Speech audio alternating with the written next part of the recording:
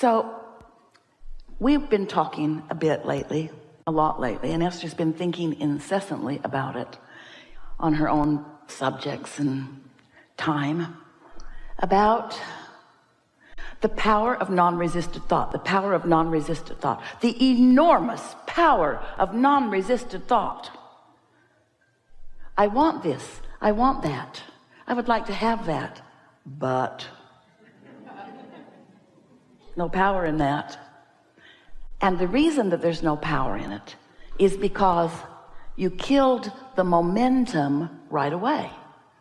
Oh, lovely, but I would really like to have that, but. So no momentum.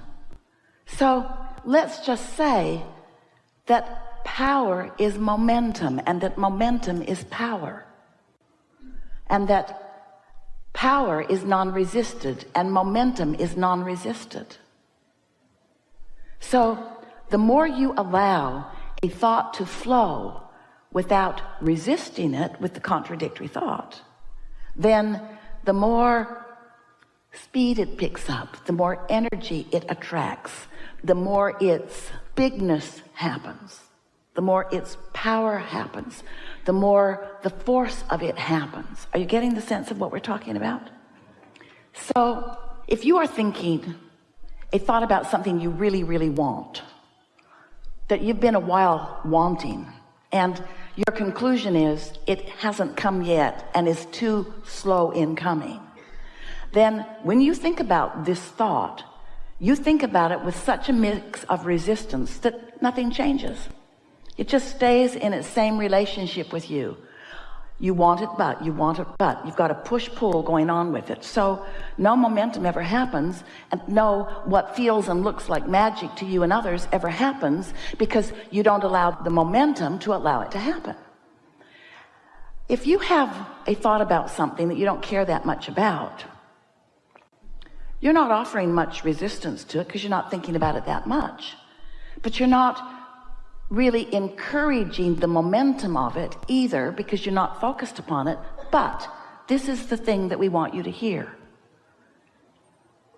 Even though you're hardly even thinking about it, the fact that you're not offering resistant thought means it's gaining momentum.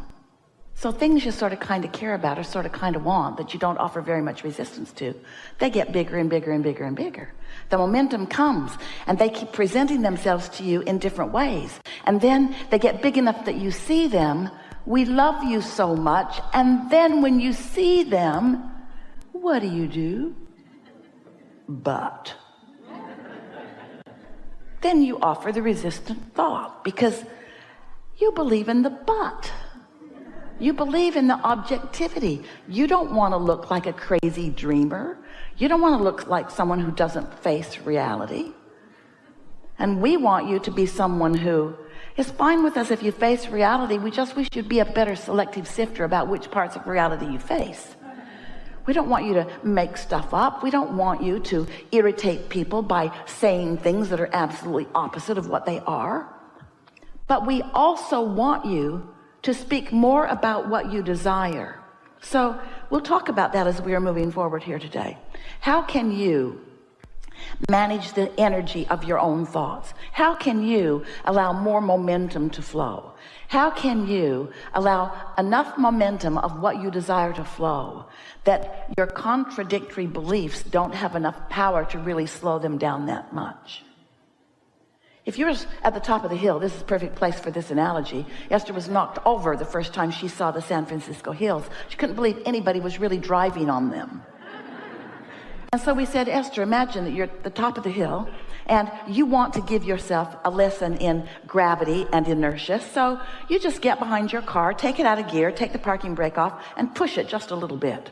And when it's just on this level ground at the top of the hill, you'll be able to push it. You'll be able to nudge it. You'll be able to push it right over the crest of that hill. So Esther thought about what that would be like. And she realized that because of the laws of the universe, because of the laws in place about gravity and inertia, that car would get rolling fast enough that no resistance that she could then offer could stop it. Oh, if she's at the top of the hill and it's just barely beginning to roll, she could step out in front of it and it bumps up against her because not much momentum is moving yet, yes? So she could stop it with her own body. It would hardly hurt at all. But if she waits until that vehicle is at the bottom of the hill, she's standing down there at the bay. Oh, here it comes, here it comes, here it comes. No problem, I'll stop it. Here it comes, here it comes, here it comes, here it comes. She's not going to stop that, is she? The momentum of it is going to take her over. So we want you to contemplate your power of non-resisted thought. We want you to stand at the top of the hill and let your thoughts roll in ways that are non-resisted. Now, you do that about a lot of things. You do that about the things you already believe. If you want something and you believe it, then you've got non-resisted thought. That's why you keep living it. Whether you want it or not, if you believe it, there's thought that is in motion that is not being resisted by you. When you really want something and you're not in the way of it, then it's manifesting all over the place, isn't it? But we want you to find a way, and you can do it here today if you want to play with us in this way. We want you to find a way that you can believe what your manifestations or evidence have not yet proved to you. We want you to believe in your extreme ability to attract wealth and prosperity into your experience. We want you to believe in solid relationships that feel good all day, every day. We want you to believe in a physical body that feels good, that's vital and alive and regenerating. We want you to believe in the things that feel good to you. We want you to believe in the things that you want, not just the things that you've already got. You don't even, we love you so much, you don't even do a good job of believing in what other people have received. You just make stuff up. Well, they got it because... Look at that wonderful life that that person is living, but they inherited it. Lazy. They struggled not one bit. They don't deserve it. And we say, they deserve it. Esther had the most wonderful experience with her family the other night around a table. They play games every now and again. If you were on a desert island, what would you bring?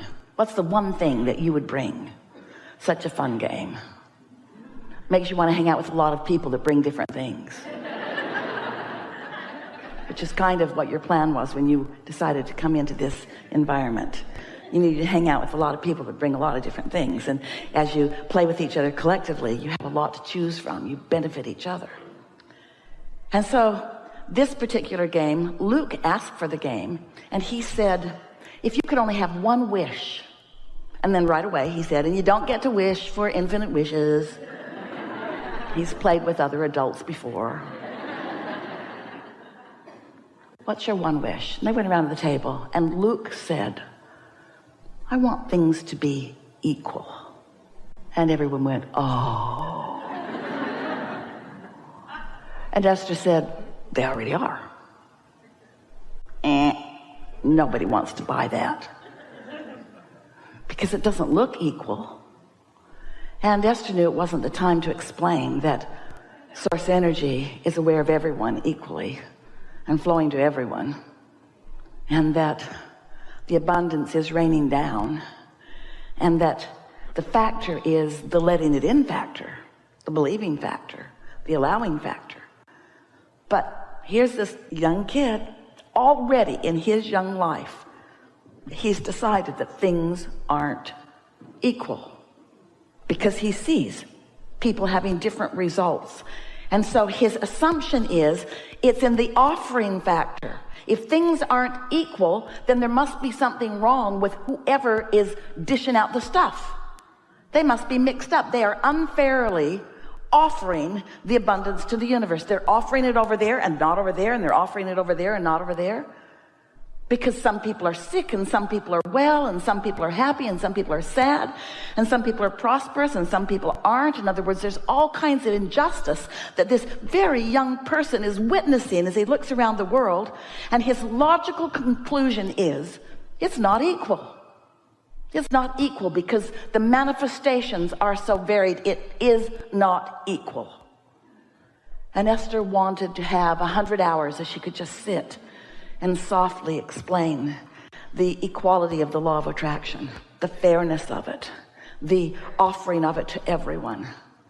And Esther knows that it doesn't seem equal if you're in an environment where people are optimistic, and so you just pick that habit up, as compared to somebody who's in an environment where people are very pessimistic and you pick that up. Esther gets it, that different people are having different exposure to life.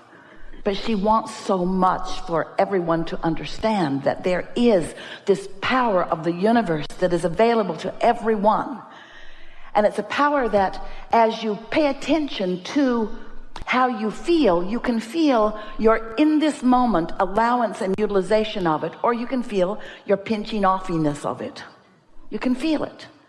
And so all day, every day, Esther and those like her, you guys, are having exposure to life that's letting you know.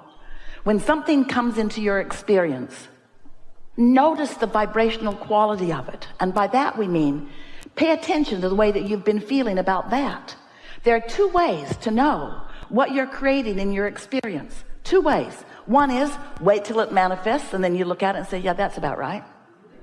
Or feel it before it manifests, and then decide whether to encourage the feeling further or whether to choose something that feels differently. Because there is a momentum in every thought, and the things that you are thinking about are coming to you, whether you want them or not. You are powerful creators. You just have an abundance and a non-physical energy and a well-being stream and source energy who has been here and been here and been here, who is being here and being here and being here, who is on your side, who is promoting the things that you care about. But this law of attraction is an across-the-board, very even deal, where you get what you think about whether you want it or not. But you don't get what you think about whether you want it or not without knowing the direction of it. In other words, you can tell by the way you feel, because your inner being is source energy and thinking about the things that you are thinking about, and has a very clear perspective. When you say you want something, your inner being thinks, yes, yes, absolutely yes. And when you think, I want that, and then you are thinking, but... Now, there's a difference between your yes thought from your inner being's point of view and your but thought from your point of view. And that's what equals the contradiction in energy, which is the reason that you feel the way you feel. So if you will just make a decision that you care about how you feel. Esther had an experience lately where she made a decision about something. Let someone in her life up close pretty good. Felt weird right from the beginning.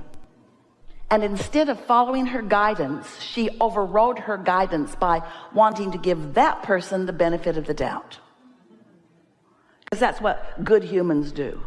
And then it got bigger and bigger and bigger and bigger and bigger and bigger and bigger and bigger and bigger and bigger and bigger and bigger. And then she said, I knew it then, I knew it then, I knew it then, I knew it then, I knew it then, I knew it then, I knew it then. I really know it now. I really, really, really know it now. I really, really, really know it now. And we don't want any of you to beat up on that. We just want you to start paying attention to what you knew and how it turned out, how you felt and how it turned out.